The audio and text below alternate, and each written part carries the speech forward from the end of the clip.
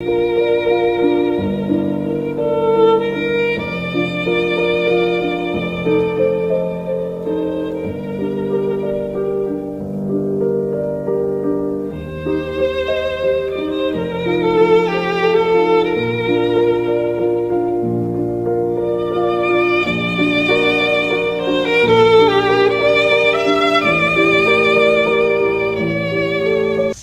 noite a todos, sejam todos muito bem-vindos. Nossa, casa cheia num feriado. Nossa Senhora, até parece que vieram aqui para ver alguém importante. O Emanuel Cristiano estava aqui a semana passada, gente. Vocês estão esperando alguma coisa assim diferente? Não, a pessoa importante estava aqui a semana passada. Você é importante. Não. Que é isso. Mas de qualquer forma, gente, muito obrigado, boa noite pela presença, muito obrigado pela presença de todos. Eu queria apenas fazer um pequeno parênteses, porque o título da nossa palestra, do nosso estudo, foi anunciado como a Páscoa e o Espiritismo. Mas durante a preparação e a reflexão disso, até seguindo muito o que a Cláudia acabou de falar a respeito da necessidade do estudo, das interpretações que nós temos, a doutrina espírita se propõe a resgatar os valores do cristianismo primitivo, os valores morais trazidos e vividos pelo Cristo em sua época, como a sua principal bandeira, para que nós todos possamos incorporar esses sentimentos, esses valores, sob uma nova interpretação, ajudado pelas mensagens e pelas explicações dos espíritos superiores, para que nós possamos entender mais claramente a mensagem do Cristo e passarmos a vivenciar de acordo com essa mensagem. Então, durante esse estudo, me veio esse tópico, ao invés de nós falarmos sobre Páscoa e Espiritismo, por que então não resgatar o que foi, o que era e o que é ainda hoje a Páscoa de Jesus? Todos nós, criados pela divindade, desde os primórdios, desde os primeiros instantes, nós carregamos dentro de nós aquela centelha divina, a marca do Criador, a marca da perfeição, a marca de Deus dentro de nós. Tanto que a doutrina espírita nos ensina, nos esclarece, que a lei de Deus está gravada, incutida dentro de nós, em nossas consciências. E a partir do momento e do instante em que nós vamos dando vazão a essa consciência, em que nós vamos abrindo os nossos campos mentais, que nós vamos estudando e tomando mais e mais consciência e conhecimento dessas leis, esse ensinamento, essa centelha divina vai desabrochando, vai tomando conta de nós. E nós passamos a viver e a vivenciar cada vez mais de acordo com os princípios que a lei divina nos pede. Quem é o modelo da lei divina? É o Cristo, de acordo com a pergunta 625 do Livro dos Espíritos. Então, quando nós olhamos para essa questão da Páscoa, nós trazemos dentro de nós também, até pela questão da divindade, dessa centelha divina dentro de nós, um conhecimento intrínseco, uma necessidade até premente de nós seguirmos e movermos adiante em nossos processos evolutivos. É da lei de que todos nós devemos um dia chegarmos à perfeição tal qual o Pai nos criou e espera de nós. Nesse processo evolutivo, desde quando nós éramos ainda um princípio espiritual, passando por toda a cadeia de evolução até chegarmos ao princípio inteligente e depois como espíritos encarnados, nós temos dentro de nós essa necessidade, essa força motriz que nos empurra a um crescimento e a uma evolução. Desde que nós temos isso dentro de nós, os historiadores e os antropólogos nos trazem que desde os primórdios das nossas existências, desde os primórdios, quando nós nos juntamos como um agrupamento social, nós temos a tendência de celebrarmos novas coisas, novas conquistas e novas mudanças.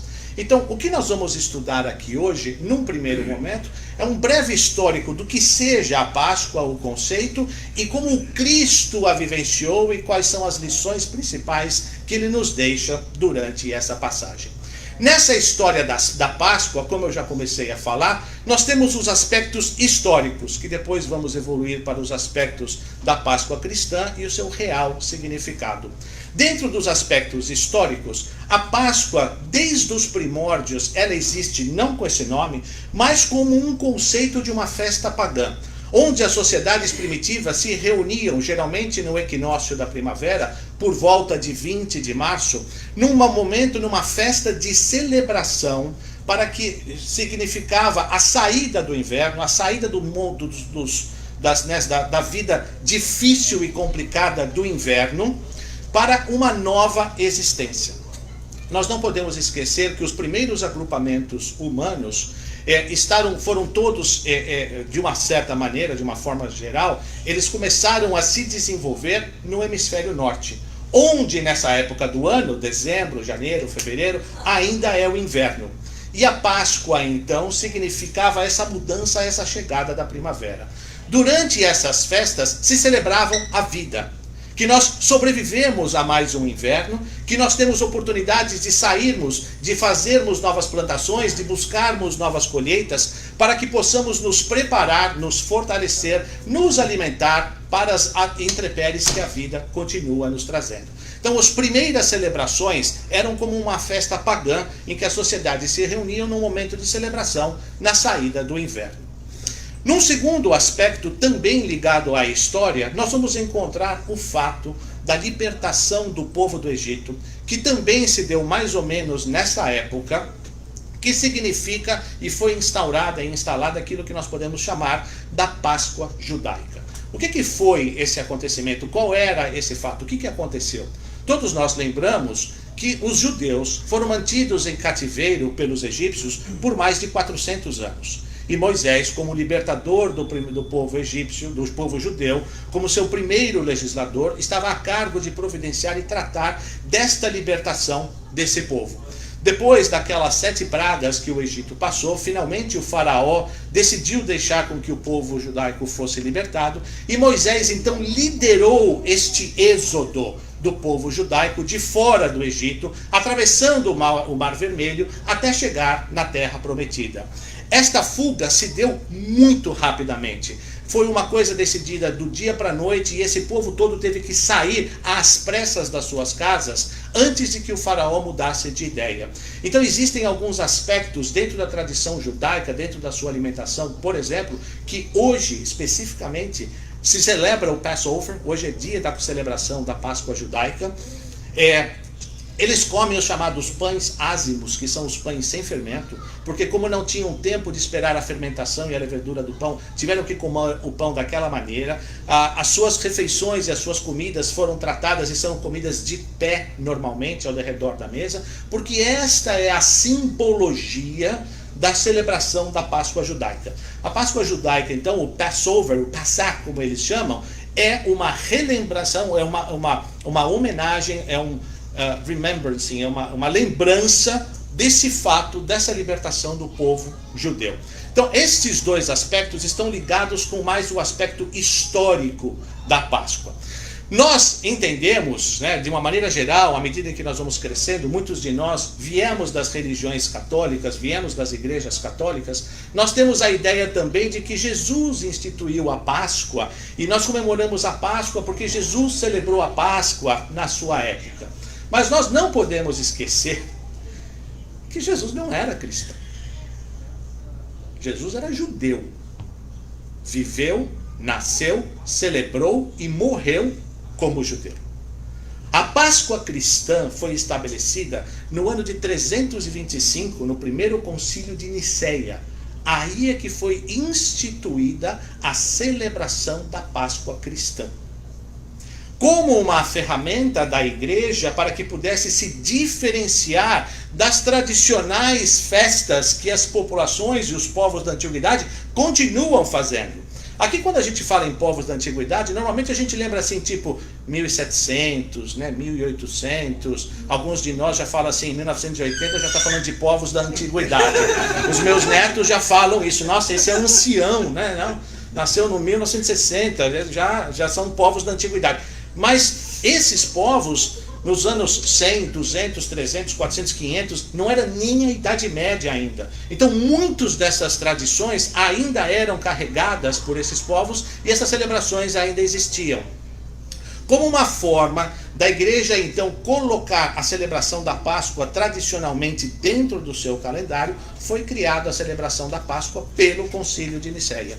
E a Páscoa cristã celebra a ressurreição do Cristo. Não é a fuga do povo judaico, não é o renascimento, não é a celebração das suas novas estações. A Páscoa cristã celebra a ressurreição. Então, quando nós celebramos a Páscoa, as primeiras coisas que a gente tem, não, nós estamos celebrando a Páscoa porque Jesus morreu na Páscoa, e assim, não, ele estava celebrando a Páscoa judaica, e por um acaso foi crucificado na sexta-feira e ressuscitou no domingo. Nós estamos celebrando a ressurreição dela, dentro do aspecto da Igreja Católica Cristã, nós celebramos a Páscoa cristã pela ressurreição que aconteceu no domingo. Agora, quando a gente pega tudo isso, o que isso significa para nós? Em todos esses aspectos, na questão da festa pagã, saída do inverno, entrada na primavera, nova vida, novas perspectivas, novos plantios, novas colheitas, na saída do povo judeu do Egito, na libertação de uma nova vida, de uma nova terra prometida que eles estavam recebendo, a liderança de alguém da sua própria raça, levando-os adiante a um novo patamar, a uma nova existência, a uma nova possibilidade. O próprio conceito da celebração cristã, quando fala da ressurreição, uma nova vida e assim por diante, todos esses significados levam a conceito de renovação, de mudanças e de renascimento. Então, a Páscoa tem um significado muito mais profundo do que simplesmente a troca das estações, a fuga do Egito, a ressurreição do Cristo. O real e mais profundo significado da Páscoa é o convite à renovação em todos esses aspectos. Seja nas celebrações pagãs, seja na celebração judaica, seja na celebração cristã. Mas aí a gente pergunta, para que mudar? Está tão bom assim, estou tão confortável aqui, está tudo tão tranquilo, estou vivendo uma vida sossegada, está tudo em ordem. Para que mudar? Bom, a questão 132 do Livro dos Espíritos nos pergunta o seguinte: qual é o objetivo da encarnação dos espíritos? E a resposta, que eu adoro esse termo, é o seguinte: Deus lhes impõe a reencarnação. Impõe. Deus não convida, não recomenda, não aconselha, não pede, não dá orientação. Não. Deus impõe a reencarnação com o objetivo de fazermos nos chegar à perfeição. Porque à medida em que nós renascemos, à medida em que nós temos novas oportunidades, nós temos novos conhecimentos, nós temos mais coisas para aprender e nós devemos chegar cada vez mais perto ao processo evolutivo que Ele espera de cada um de nós. Então, por que mudar? A resposta é muito simples, porque se nós não mudarmos, a vida vai nos mudar.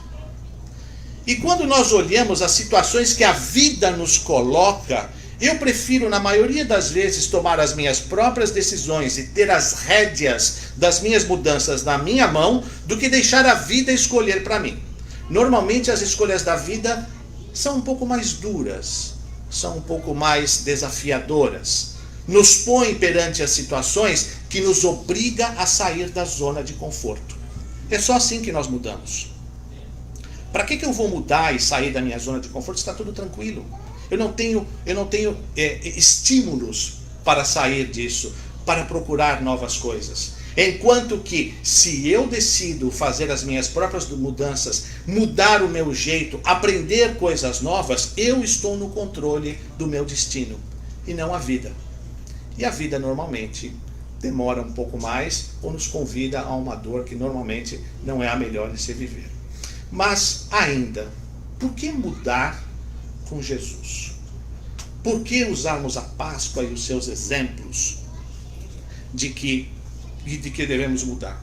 De novo, no Livro dos Espíritos, questão 625. Qual é o tipo mais perfeito que Deus ofereceu ao homem para lhe servir de guia e modelo? E essa é a resposta mais curta de todas as 1053 perguntas da codificação. Jesus. Essa é a resposta dos espíritos superiores.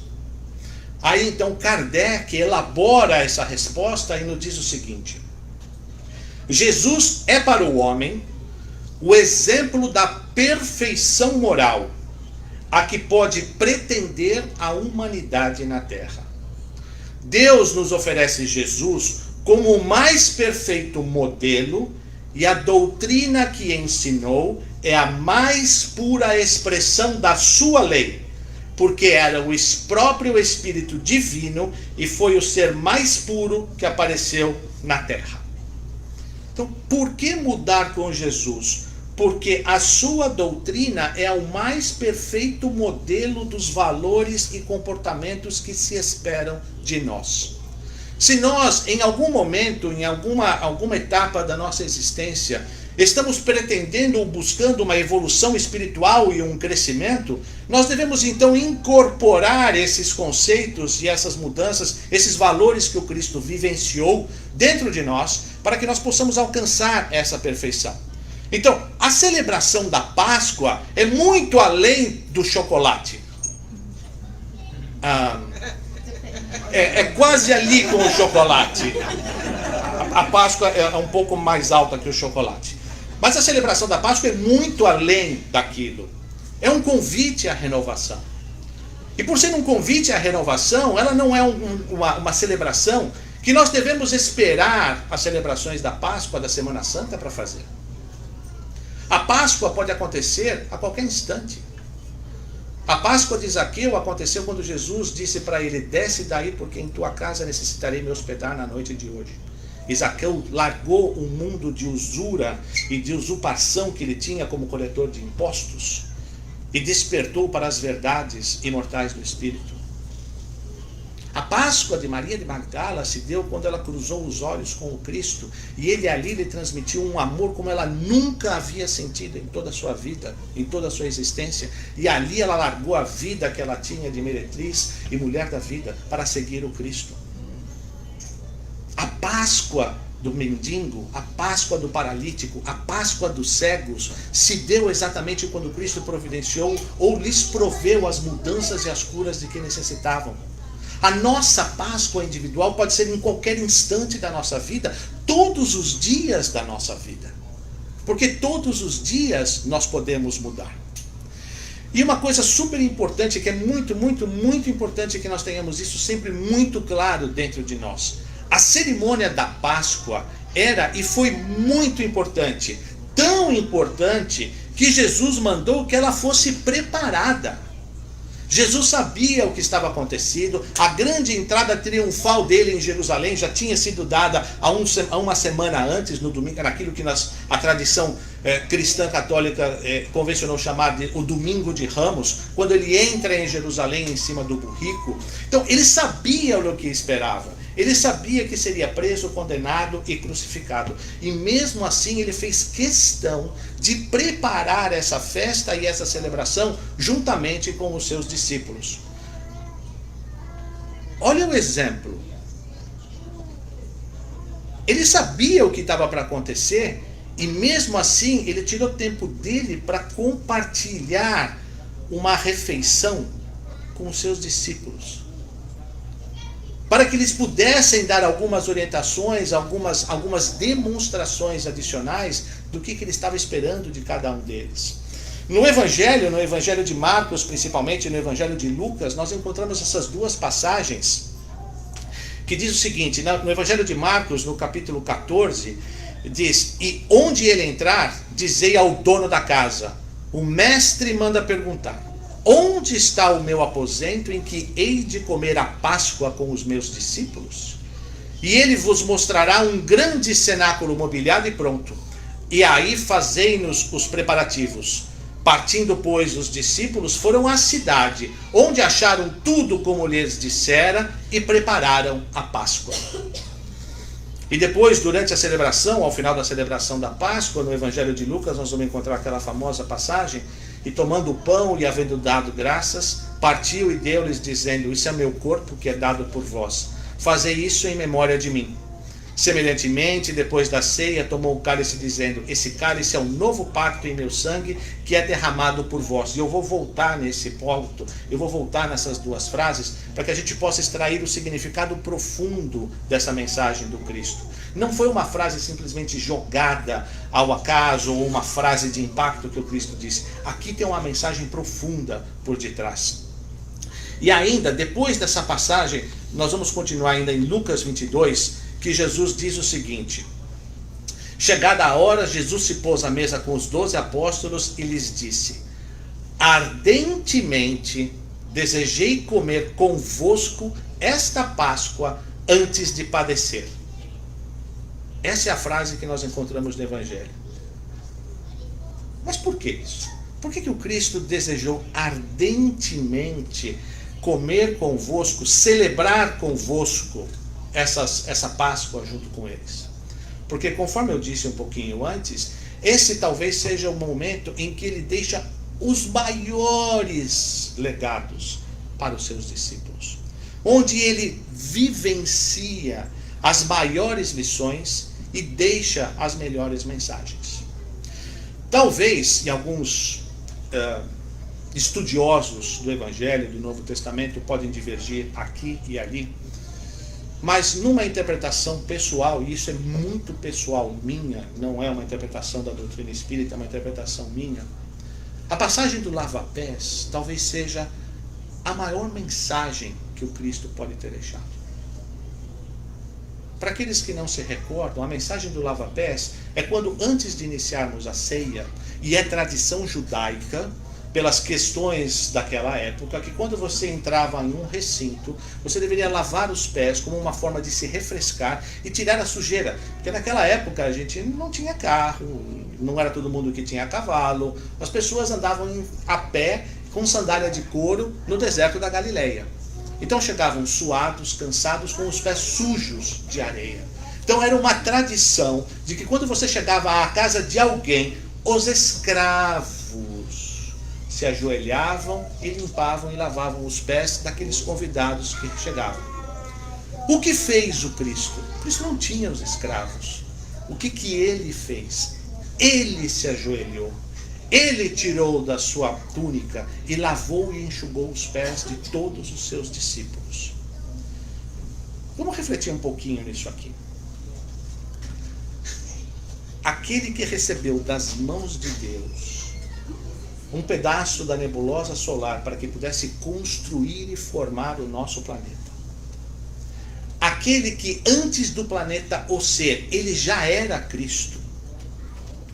Aquele que passou 4 bilhões de anos trabalhando na organização e na formação do nosso cosmos. Aquele que planejou a existência e a evolução dos seres e dos aspectos biológicos do nosso planeta. Aquele que comanda a nossa vida, que desceu das esferas mais altas para encarnar entre nós. Ele teve a humildade de se ajoelhar perante os seus discípulos e lavar os pés de cada um. Então, na minha interpretação pessoal, esse é o maior exemplo que o Cristo fez e deixou e vivenciou. Porque outra coisa importante, se nós estamos resgatando os valores dos primórdios do cristianismo, nós precisamos olhar para os fatos vivenciados pelo Cristo. Que não foram só as suas palavras, foram as suas atitudes, os seus atos, o seu comportamento principalmente. Isso é o que marcou mais. E essas palavras e esses ensinamentos é o que ficaram nesse ensinamento e nessa passagem. E daqui a gente começa então a extrair os significados mais profundos dessa passagem. Como a gente vem falando, vamos salientando isso bastante, o principal aspecto que nós temos que estar levando para casa, para que a gente possa refletir, é a questão do ressurgimento e do renascimento. O ressurgimento do homem novo, o renascimento dessa pessoa que nós somos hoje, para uma nova evolução, um novo patamar. Seja ela em qualquer circunstância da nossa vida, mas o convite à evolução e ao crescimento.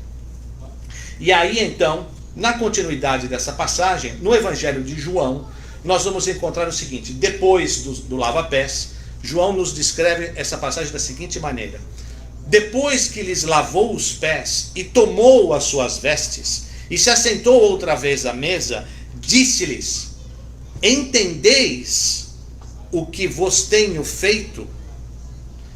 Então, olha só, esse ressurgimento, esse renascimento não é por decreto, é por vontade, é por ação, é por atitude, é por coisas concretas. Não é porque agora simplesmente, eu acredito no Cristo e eu conheço o seu evangelho. Legal. E chega em casa, continua brigando com as famílias, provocando a discórdia. No trabalho é um irracível, insensível. No trânsito continua procurando briga. Nos convívios sociais é sempre aquele do contra, é sempre aquele que está trazendo desarmonia entre as pessoas. Então, do que adianta nós acreditarmos no Cristo, conhecermos o seu evangelho, se as nossas posturas no dia a dia não condizem com esses valores que nós conhecemos? Conhecer é uma coisa, vivenciar é outra. Conhecer e acreditar não nos garante a salvação, a evolução, a cura, o progresso e todas aquelas coisas que nós buscamos. A ação concreta, a atitude comportamental, a vivência na realidade, no dia a dia, nas nossas vidas, é que vão nos garantir esse processo de renascimento. Porque cada vez que nós conseguimos combater uma mazela dentro de nós, é uma vitória que nós temos. É mais uma força, é mais uma conquista que nós temos. Então, esse ressurgimento, esse renascimento, não é por decreto, é por vontade, é por ação, é por atitude, é por fazer, não por acreditar. Então, João continua: entendeis o que vos tenho feito? Vós me chamais mestre e senhor, e dizeis bem, porque eu o sou. Ora, se eu, senhor e mestre, vos lavei os pés, vós deveis também lavar os pés uns dos outros, porque eu vos dei o exemplo, para que, como eu vos fiz, façais vós também. Na verdade vos digo que não é o servo maior que o seu senhor, nem o enviado maior do que aquele que o enviou. Se sabeis essas coisas, bem-aventurados sois se as fizerdes. E a partir do momento, então, que nós sabemos e conhecemos dessas coisas e desses valores, torna-se, então, quase que como uma obrigação da nossa parte vivenciarmos. Se sabeis essas coisas, bem-aventurados sois se as fizerdes. Porque do que adianta a riqueza do conhecimento acumulado se nós não a aplicamos no dia a dia? Que adianta esse conhecimento que nós temos dentro de nós, na nossa mente, no nosso coração, se nós não conseguimos ainda combater o nosso orgulho, vaidade, egoísmo e tantas outras mazelas que nós carregamos dentro de nós? Nós não estamos querendo dizer com isso que ao final dessa existência nós vamos sair perfeitos, lindos e maravilhosos e seremos recebidos com harpas e anjos celestiais no nosso retorno para a espiritualidade. Não, longe disso. Nós vamos sair dessa existência exatamente como nós chegarmos ao final dela, da mesma forma. Mas se nós já sairmos dela melhor do que quando nós aqui chegamos, nós já estamos vencendo uma grande etapa. Porque nos traz a espiritualidade através das informações dos médiuns e dos livros e das obras que nós encontramos por aí. Muitos daqueles que encarnam retornam para a espiritualidade numa situação ainda mais complicada do que quando aqui chegaram. Onde nós assumimos comportamentos e desafios que temos a obrigação de vencermos, mas com o decorrer da nossa passagem, das nossas experiências, nós vamos deixando esses valores do Cristo para trás e nós vamos nos ligando aos valores do mundo, que nos distanciam da verdadeira entidade que somos, espirituais, ligadas ao divino através da centelha da criação. E nós nos esquecemos dessas passagens. Se sabeis essas coisas, bem-aventurados sois se as fizerdes. Voltando então nessa questão da celebração do pão e do vinho, onde nós temos esses significados, eu até fiz uma anotação que eu tenho que procurar aqui na minha cola, porque você sabe, né? A gente já é dos povos da antiguidade, os povos da antiguidade têm uma certa deficiência de memória, que se não está escrito, a gente não consegue mais lembrar daquilo que a gente ia falar, já dizia meu neto. Bom, e mesmo na parte mais célebre dessa passagem, do pão e do vinho, da última ceia, que representa a Páscoa de Jesus, o pão e o vinho não são símbolos estáticos, parados, de contemplação. O pão e o vinho têm significados profundos de movimento e de ação. E tomando o cálice, e quando comiam, Jesus tomou o pão, e abençoando-o, o partiu, e deu aos seus discípulos e disse: tomai, comei, isto é o meu corpo. Então nós temos uma ação. Jesus recolhe o pão, parte e entrega aos seus discípulos e os recomenda: comam. Tudo isso são verbos. Verbo significa ação. E tomando o cálice e dando graças, deu-lhe dizendo: bebei dele todos, porque isto é o meu sangue, o sangue do Novo Testamento, que é derramado por muitos para a remissão dos pecados. Então, como é que nós podemos entender a questão do pão? O pão é o alimento espiritual, é o sustento da evolução, é a mensagem do Cristo que nos alimenta, que nos sustenta nas experiências da vida. Então, quando ele diz, tomai desse pão, ele parte o pão, ele parte a sua mensagem e distribui a todos nós. Comei deste pão, processai essa mensagem, internalizem essas mensagens, porque isto significa meu corpo e minha vida. Então, a questão do pão simboliza a mensagem que nós estamos recebendo, o aprendizado que nós trazemos dela, a internalização desses conceitos e, mais importante, a vivência desses conceitos. Que tudo isso nos requerem ação, não contemplação. Essa Santa Ceia, essa passagem, ela não tem uma conotação de contemplação, ela tem uma conotação de movimento, de atitude, de coisas novas, de nós irmos atrás e procurarmos alguma coisa diferente. Não basta só estarmos presentes à ceia. É necessário ingerir, comer, mastigar, digerir o alimento para que ele se transforme em sustento. Só assim nós absorvemos os nutrientes e crescemos. Da mesma forma a mensagem. Nós temos que processar essa mensagem, nós temos que transformar essa mensagem em nosso nutriente diário. Para que todas as vezes em que nós formos fazer alguma atitude, ou falar alguma coisa, ou fazermos alguma coisa, nós nos consultarmos com esses conceitos e para dizer, estou de acordo com os ensinamentos do Cristo?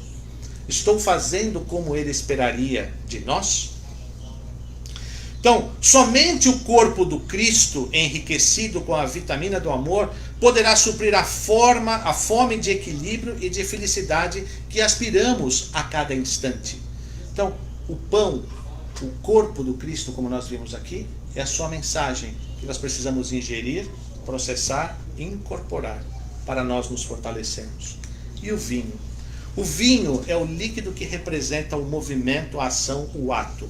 O fazer, o realizar, o assumir responsabilidades.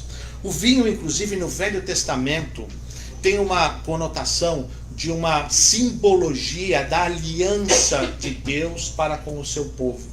Em diversos momentos do Velho Testamento nós vamos encontrar passagens em que o vinho é utilizado em momentos de celebração.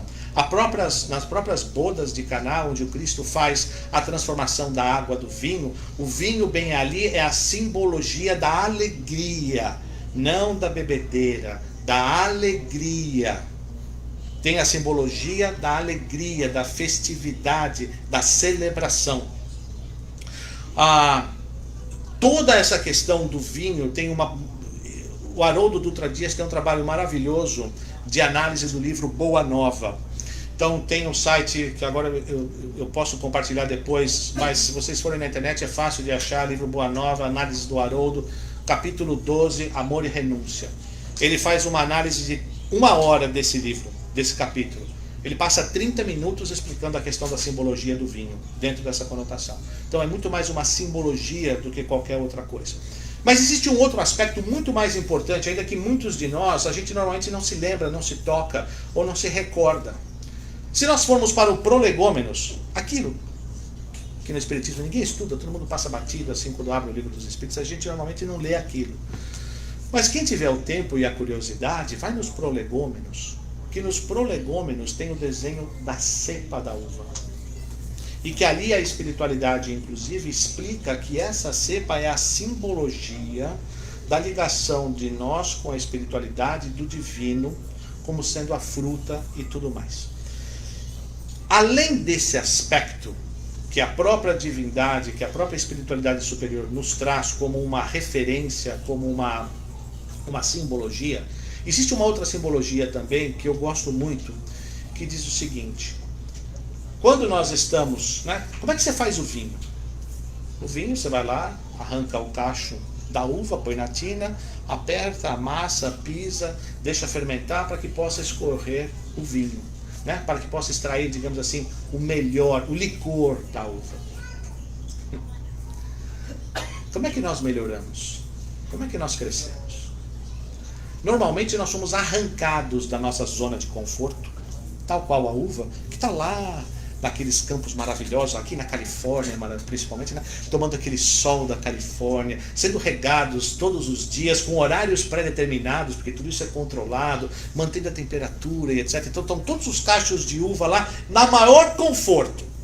Aí de repente vem um gaiato, passa a cepa, passa o facão, já arranca, já tira do pé, já joga na tina e começa o pisamento. O que acontece com a gente? Nós estamos na nossa zona de conforto, na nossa vida, alguma coisa passa, muda a nossa vida de cabeça para baixo, nós somos jogados na tina, a vida vem, nos pisa, nos amassa, para extrair o melhor de nós. Todos esses aspectos são as simbologias do significado mais profundo do que simplesmente o cortar o pão, distribuir, tomar e comer todos vós, porque esse é o meu corpo. Que corpo? Se nós, dentro da doutrina espírita, aprendemos que o corpo aqui pertence e aqui fica, o corpo não nos pertence, o corpo pertence a Gaia, a Mãe Terra, a Mãe Natureza. O que fica conosco é o Espírito. Então como é que o Cristo pode dividir o seu corpo? O corpo que ele dividia é o corpo da mensagem dele. Isso é o que nós podemos extrair dentro de nós. Porque a gente não pode esquecer que quando nós retornarmos à espiritualidade, nada do que nós estamos utilizando aqui vai conosco. Tudo fica. Tudo fica. O que vai conosco? Os valores morais, os ensinamentos que nós incorporamos dentro de nós. Isso vai com a gente. Que é isso que o Cristo estava distribuindo como sendo o corpo da sua mensagem, os seus ensinamentos e tudo mais. Mas voltando um pouco mais à questão do significado profundo, aqui, nessa passagem do Evangelho, a gente fala que ele fala a respeito da remissão dos pecados, né? Tomai do vinho, porque isso significa a minha morte, e a remissão dos pecados e assim por diante. Mas essa remissão dos pecados, essa morte na cruz, não é para salvação através da remissão. O que seja a remissão? Remissão é o ato ou ação de perdoar ou de se redimir. Mas Torres Pastorinho tem uma obra fenomenal em 8 capítulos, são 8 livros, falados sobre a sabedoria do Evangelho, onde ele analisa diversas passagens do Evangelho de uma forma assim absolutamente profunda e extrai o significado profundo de muitas dessas passagens. Então ele diz, inclusive, numa dessas análises, o seguinte, que é inaceitável a tradução remissão dos pecados, pois até hoje, quase 2000 anos depois, isso aqui foi escrito em 1960, 1970 mais ou menos, pois até hoje, quase 2000 anos depois, continuam os pecados e os pecadores cada vez mais abundantes na humanidade. Que redenção é essa que nada redimiu? Então nós não podemos pensar na remissão dos pecados, na salvação dos homens, como nós aprendemos durante muitas das nossas vidas, simplesmente pelo ato de crer ou de conhecer o Evangelho. O exemplo do Cristo é um exemplo de salvação, de evolução. E isso nós conseguimos ver claramente na passagem que João nos traz no capítulo 14, no capítulo 13, a partir do versículo 14, onde ele diz que os ensinamentos que o Cristo deixou depois da ceia, depois da cerimônia do lava-pés, depois de ter cortado o pão, dividido o pão entre todos e compartilhado daquela sabedoria, aqui estão os ensinamentos mais profundos de todos os seus evangelhos. Que ele diz que os meus discípulos serão reconhecidos por muitos se amarem. Aqui nessa passagem, logo depois da Santa Ceia, o Cristo fala que há muitas moradas na casa de meu Pai. Diz a frase célebre que eu sou o caminho, a verdade e a vida, e ninguém vai ao Pai senão por mim. E ele também fala a respeito do envio de um outro Consolador. Então, voltando àquele slide que eu disse lá atrás, que ele procurava ardentemente celebrar a Páscoa com os seus discípulos, porque as lições mais sublimes ainda estavam por vir. Ele, sabendo do que estava preparado, do que estava ali aguardando, tomou o tempo de reunir os seus discípulos, dar o exemplo do lava-pés, trazer essas lições ainda imortais e inestimáveis em termos de valores morais, para que pudesse compartilhar com os seus discípulos e deixar a sua mensagem, então, ser levada a todos os cantos. Ele desejava ardentemente celebrar a Páscoa com os seus discípulos, porque ele queria deixar a mensagem mais profunda da renovação ainda com eles. Para que mais uma vez esse significado profundo do renascimento, do ressurgimento, do homem novo pudesse ficar gravado nas mentes e nos corações dos seus discípulos. E quando nós olhamos para tudo isso, existe ainda uma outra passagem no próprio Evangelho de João, que diz a respeito das videiras, né, que eu sou a vara e vós sois as videiras, e quem está em mim continuará, e aquele que não estiver em mim não sobreviverá. O significado disso é quem tem a mensagem do Cristo dentro dele sobreviverá e continuará a sua vida. E aqueles que deixarem essa mensagem escapar terão que recomeçar do zero, tudo de novo, até que essa mensagem possa ser incorporada e trazida. Para que a gente possa começar a concluir, a pensar a respeito dessa mensagem que nós gostaríamos de deixar hoje. Qual talvez seja a principal atitude de renovação que nós podemos ter na nossa vida nesse momento? Talvez a maior mensagem, a maior ensinamento que nós possamos tirar disso tudo é deixar de procurar a felicidade nas coisas e nos outros, para passar a procurar a felicidade em nós mesmos. Porque olha só, o Cristo viveu esse exemplo de salvação e de evolução. Aquele que criou o mundo, aquele que andou sobre as águas, aquele que domou as tempestades, aquele que multiplicou os pães e os peixes, aquele que curou cegos e leprosos, sem derrogar nenhuma das leis da natureza, ele não poderia ter evitado a sua própria morte? Aquele que fez tudo isso, assim, gente, vamos combinar, né? Quando estava naquela multidão toda ali na sua frente, ele podia ter hipnotizado aquela gente toda, virado as costas e corrido fora. Vocês fiquem aí, dá um tempo, 10 minutos é o que eu preciso para desaparecer daqui. E não, ele enfrentou aquilo que lhe estava sendo proposto, aquilo que o Pai havia pedido dele. Ele aceitou o seu destino, a sua missão e a sua tarefa com a humildade que lhe cabia. Vivenciou, mostrou para as pessoas que o caminho da salvação é através da que o caminho da salvação é através da experiência das atitudes e dos ensinamentos que ele mesmo deixou, e não simplesmente através do conhecimento. Então, talvez se a gente deixar de procurar a felicidade nas coisas e nos outros e passar a procurar a felicidade dentro de nós, nos nossos próprios atitudes, talvez isso seja o nosso principal desafio de renovação. Porque progresso não é obra do acaso. Progresso é fruto das escolhas que nós fazemos.